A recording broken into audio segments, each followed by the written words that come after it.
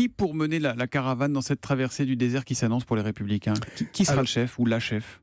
Nous avons un problème de leadership. Nous avons un problème également un besoin de rénovation profond. Et je proposerai au bureau politique dès après-demain un calendrier, une méthode de travail. Nous avons besoin de tout remettre en cause.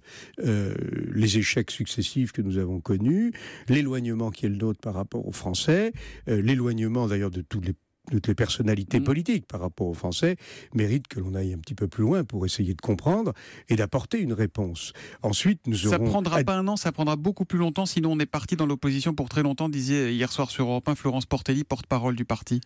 En tout cas, nous aurons une échéance, c'est l'élection de notre nouveau président à la fin de l'année, d'ici la fin de l'année. On parle de quoi? Ce sera un congrès, quelque chose comme ça, le 17-18 novembre? Nos statuts sont précis. Là-dessus, il y a un calendrier sur lequel on peut un petit peu jouer. Et puis, ce sont les militants qui s'exprimeront par un vote Internet pour désigner. Mais 17-18 novembre, c'est la date que vous retenez ou pas pour ça? Ça ne doit pas être un combat de personnes, un affrontement de personnes. Il y a les personnes, mais il y a les idées qui vont derrière.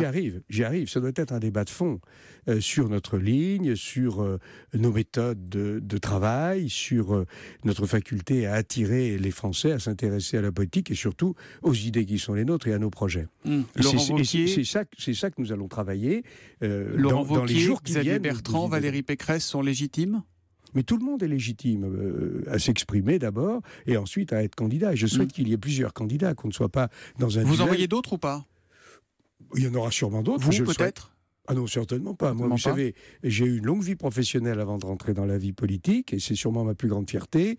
Après, maintenant, j'essaye de servir mon pays en faisant en sorte que ma famille politique contribue au débat démocratique. François Baroin, par exemple, pour être un candidat, vous le souhaitez? Baroin serait sûrement un très bon candidat, sauf qu'il a décidé, et que quand il décide quelque chose, il le met en œuvre, de ne pas être candidat et de ne pas concourir pour la présidence du mouvement.